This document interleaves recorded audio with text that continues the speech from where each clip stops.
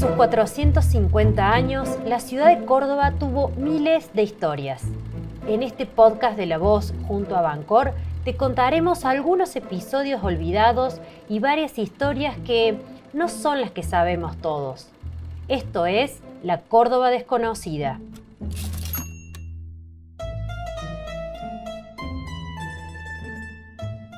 Hola, ¿cómo están? Este es un episodio de La Córdoba Desconocida. Tenemos la intención de contar las historias detrás de las historias que a lo mejor no se saben tanto, no se conocen tanto. Y estoy acá en este capítulo con Adrián Carbonetti, que es historiador, es demógrafo y que estudia de alguna manera todo lo que es la parte social de la salud y la enfermedad. Cuando hablábamos, Adrián, nos comentabas que específicamente estudiaste otras epidemias que tocaron de cerca la ciudad de Córdoba. Entonces la idea es que tratemos de trazar un paralelismo sobre lo que fueron las otras epidemias y lo que ha sido esta que recordamos todos de COVID. Lo primero que te iba a consultar es cómo hacían antes los gobernantes para decirle a la gente lo que tenía que hacer. No teníamos medios, no teníamos la tele. ¿Qué pasó con la epidemia de gripe, por ejemplo, que vos seguiste muy de cerca? No teníamos radio. ¿Cómo hacía la gente para enterarse que a lo mejor tenía que hacer cuarentena? Hola Natalia, bueno, muchas gracias. En realidad hay paralelismos entre las diferentes epidemias. Yo estudié la epidemia de cólera de 1867-68, un poco menos la de 1886-87. Después estudié también la epidemia la pandemia de gripe española. Y, digamos, sí trabajé también sobre una enfermedad que de alguna manera por la cual Córdoba fue bastante conocida, que fue, por ejemplo, la tuberculosis, ¿no? Y en ese sentido, si bien hay paralelismo, cada pandemia o cada epidemia tiene características y las sociedades reaccionan acorde al momento histórico en el que se encuentra. Lo mismo que el Estado actúa acorde a las características históricas que tiene ese Estado en ese momento, ¿no? Es decir, bueno, la forma en cómo actuó el Estado argentino o el Estado cordobés en relación al COVID-19 es distinta a cómo actuó, por ejemplo, en relación a la gripe española. Las anteriores. Claro. Y en esa concreta, la española, ¿cómo se comunicaban? Bueno, la forma de comunicación era, como vos bien decías, no existía televisión, no existía radio, y había sí periódicos. Ahora, también es cierto una cosa, es decir, los periódicos tenían una limitada llegada a la gente, primero porque había una gran cantidad de personas un porcentaje importante, que no sabían ni leer ni escribir. Y entonces, por lo tanto, era una pequeña élite la que podía informarse a través de los periódicos, es decir, aquellos que sabían leer y escribir. La otra forma era a través de cartillas, ¿no? Las cartillas. Las cartillas que en muchos casos eran elaboradas por los médicos que estaban a cargo de la epidemia. Ya estamos en lo que en la historia de la salud y la enfermedad se denomina un proceso de medicalización, por el cual los médicos se comienzan a hacer cargo de las cuestiones de salud. Antes era una especie de magma donde había curanderos, parteras. En este momento se está dando justamente este proceso de intervienen más los médicos. Hay una mayor intervención de los médicos porque además los médicos comienzan a ocupar puestos en el Estado. Hay una burocratización de la medicina dentro del Estado. Entonces, sí, y además la Iglesia tenía como otro rol preponderante, teníamos hospitales que nacieron. Bueno, sí, digamos, prácticamente congregaciones. Desde fines del siglo, digamos, hay como una especie de puja, ¿no? Es decir, bueno, un poco lo que sucede, por ejemplo, y para no irnos demasiado, lo que sucede, por ejemplo, con la epidemia de gripe española. En plena epidemia, no es la Iglesia como tal, pero sí las familias católicas cordobesas, y esto sale, por ejemplo, en el diario Los Principios, que era prácticamente la voz de la iglesia, aparece un llamado a una procesión. Estamos hablando el 18 de julio, es decir, el momento de mayor impacto en términos de morbilidad y mortalidad de la gripe española en la ciudad de Córdoba. Se llama a una procesión para expiar los pecados individuales y colectivos. Para expiar los pecados. Claro, era una procesión que iba hacia a una virgen, ¿no? Pero porque en el fondo había una sospecha de que el que incurría en un pecado podía transmitir más la gripe, ¿o por qué? No, porque, digamos, había una vieja idea que venía incluso de la Edad Media, pero que, digamos, en las sociedades esta cosa continúa, de que en muchos casos las epidemias o las enfermedades tenían que ver con un castigo por los pecados. Ah, ¿no? mira. Esto es una vieja idea que incluso viene de la antigüedad, digamos, con el medioevo se vuelve más asidua esta mirada, y bueno, digamos, esto se pesca en las familias católicas de la ciudad de Córdoba y en la iglesia, algo que de alguna manera terminaba favoreciéndolos políticamente, ¿no? Pero nos situemos en la historia, estamos hablando de julio en Córdoba, la ciudad de Córdoba, 1919. ¿Cómo fue? ¿Llamamos a las familias que vengan a una procesión y de paso que se confiesen? ¿Cómo fue eso? No, era simplemente llamar a las familias, llamar a las personas, a la gente, para, digamos, hacer una procesión en la cual incluso se aludía a que los antepasados eran sabios, porque cada vez que había una epidemia se hacía una procesión para expiar los pecados, para que Dios perdone y deje de enviarnos, es más o menos son estas palabras, ¿no? Para que Dios nos perdone y deje de enviarnos este azote que nos está pasando. Nos está generando culpa justamente del pecado de de esto, la gente, ¿no? De los pecados individuales y sociales.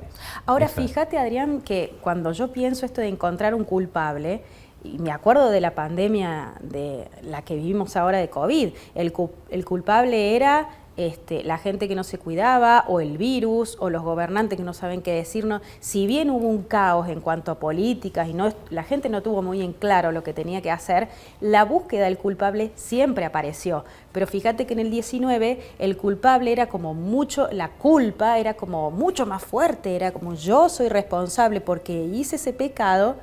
Que nos enfermáramos y enfermáramos a la familia, incluso de la muerte. Eso es muy fuerte, incluso como método para gobernar es muy fuerte también, porque es más fácil cuando la gente... Sí, había como una doble culpa, ¿no? Es decir, bueno, por un lado estaba esta visión, pero tenías también la otra visión tal vez más laica, ¿no? Es decir, tenías esta visión más religiosa, más centrada en la cuestión del pecado, pero también tenías una visión más laica de la sociedad e incluso muchas veces de los médicos, de que, bueno, y en el cual ya no intervenía esta cuestión del pecado y el castigo y demás, sino que había otra relación con el otro, ¿no? Con la otredad, ¿no? Bueno, el culpable es el otro. Digo, yo recuerdo, por ejemplo, con la epidemia de AH1N1, la de 2009, que los culpables, por ejemplo, eran los mexicanos. Ah, sí, porque ¿sí? Arrancó ahí. Claro. En este caso, en muchos casos, más en el caso de Buenos Aires, ¿no? En el caso de Buenos Aires, los que eran los culpables eran los extranjeros, eran los inmigrantes, ¿no? Que llegaban y que nos estaban infectando a nosotros que vivíamos en la Argentina. Pero además, es decir, hay en toda epidemia hay la búsqueda de un culpable. Y Adrián, ¿cómo fue, ahora que vos me decís de los extranjeros que venían, en el 18, 19 no había tanto método de comunicación tan fluido como tuvimos en COVID, pero igual así la gripe se transmitió sobremanera. ¿Cómo hacía una persona para trasladarse? ¿Cómo llegó de una ciudad a la otra o de otro país a otro? También supongo que... Y ahí ya teníamos, digamos, las líneas férreas. Las líneas férreas, es decir, para el caso, por ejemplo, ya, mira, para hacerte un paralelismo, ¿no? Es decir, vos tenías en 1867-68 las líneas férreas llegaban de Buenos Aires hasta Córdoba. Entonces, la epidemia de 1867-68 llegó hasta ahí. Ah, mira. ¿Sí? No traspasó, llegó un poco hasta Mendoza, pero apenas un poco. La de 1886-87 llegó a Tucumán y llegó a Salta e hizo destrozos, ¿no? De cólera. Porque había tren.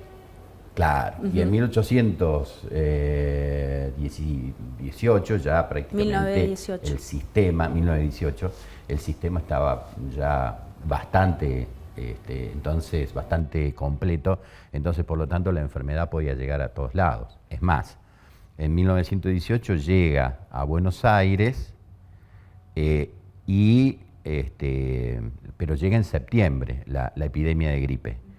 Y se desarrolla fundamentalmente en lo que es la zona central, Ciudad de Buenos Aires, Provincia de Buenos Aires, Santa Fe, Córdoba, Entre Ríos, tal vez un poco Corrientes, Mendoza, llega hasta San Juan. Ahora, la segunda epidemia, que es la de 1919, que es mucho más fuerte, viene desde el norte, es decir, viene desde Salta y de Jujuy, y baja hacia el sur, ¿no?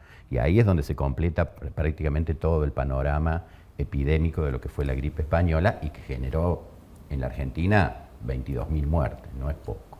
¿Por qué le llamaron española? Hablábamos en ese momento de que hubo casos antes en otros países que estaban en guerra y que puede ser que España haya sido el país que declaró los muertos que tenía. Claro, es decir, en realidad los primeros casos que se declaran son en Estados Unidos. Estados Unidos está interviniendo ya en la Primera Guerra Mundial y esto genera que, además, digamos, se da en cuarteles de tropas, ahí es donde la gripe, además por las características que tiene, que tiene mucho que ver con el tema de la relación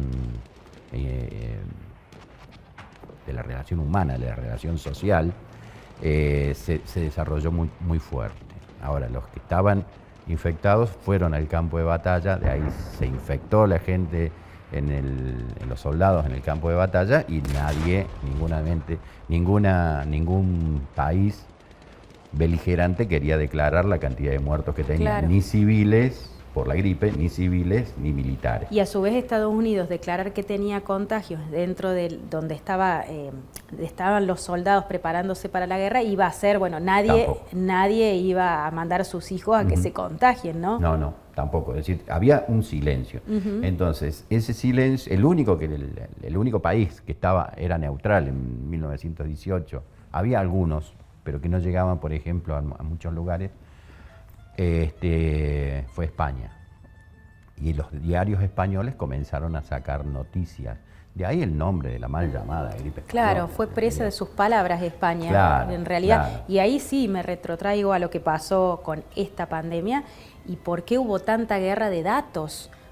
Provincias que reconocían unos datos, otras provincias que no, países que tenían otra forma de contar. Y bueno, y claro, el que reconoce lo que tiene es el que más visibilidad tiene también. Claro. Sí. Sí.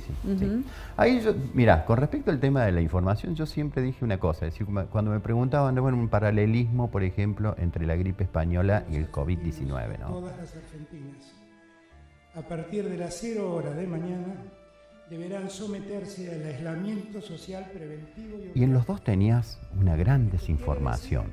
La sociedad estaba desinformada. En una, porque no había medios de comunicación, es decir, tenías el periódico, alguna cartilla, la persona que no sabía leer se tenía que enterar por la oralidad y había... Con todo lo que eso implica. Claro.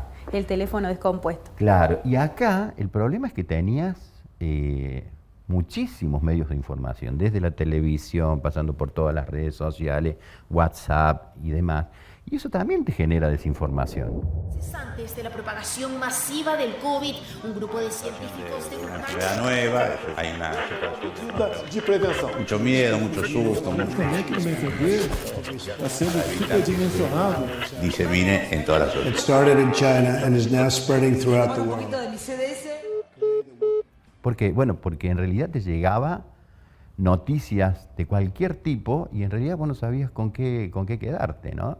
Es decir, tenías que esperar en todo caso la noticia que viniese de algún ente oficial como para poder entender qué es lo que estaba pasando. Entonces, en uno por exceso y en otro por escasez, había un ruido en la desinformación. línea. Bueno, Adrián, ya para ir cerrando, porque nos estamos quedando sin tiempo, quería que volvamos, que todos los que nos están escuchando puedan hacer el esfuerzo de tratar de situarse. Julio 1919, Córdoba capital, muchas familias conservadoras, muchas familias que no, imaginemos también hasta en la vestimenta, en las avenidas, en las calles, en una ciudad que urbanísticamente era otra, yendo a esto que convoca la Iglesia, una procesión de los pecados. Uh-huh. ¿Cómo fue? ¿Hubo convocatoria masiva? Hubo una convocatoria importante. Digamos, hay que pensar en lo que era Córdoba en 1918, 1919. Era una ciudad eminentemente conservadora. Es decir, este desarrollo industrial que tiene hoy Córdoba no estaba. Es decir, en realidad el desarrollo industrial comienza a mitad de siglo. Era una ciudad, digamos, donde las familias patricias eran las que comandaban la sociedad, una universidad que no es la misma que hoy tenemos, era una universidad que estaba gobernada y estaba desarrollándose por los viejos conocimientos, es decir, todavía faltaba para que llegara la reforma universitaria. Entonces, era y donde la Iglesia tenía un peso fundamental. Entonces, eso atrajo indudablemente a una gran parte de la sociedad para que se hiciera justamente esta procesión, que se llevó a cabo y lo paradójico es que supuestamente la procesión tendría que haber generado una ola de contagio. Bueno, claro. A partir de ese momento comenzó a bajar. Mira, o sea que vino bien reconocer el pecado. Sí. Yo los invito a ustedes a reconocer sus propios pecados y los pecados que todavía no hicieron. Uh-huh. Y sí, con esto, bueno, vamos cerrando el bloque. Muchísimas gracias, Adrián, por haber estado con nosotros. La hemos pasado muy bien. Yo los invito también a conectarse de los próximos capítulos que también nos van a mostrar otra Córdoba desconocida, historias no tan conocidas como la que nos pasó hace muy poquito tiempo y que muchos preferimos olvidar. Muchas gracias, Adrián, por haber estado acá. Bueno, muchas gracias, Natalia. Gracias a ustedes por haber participado de este capítulo. Mi nombre es Natalia Lazzarini, soy periodista de La Voz del Interior y esto fue La Córdoba Desconocida.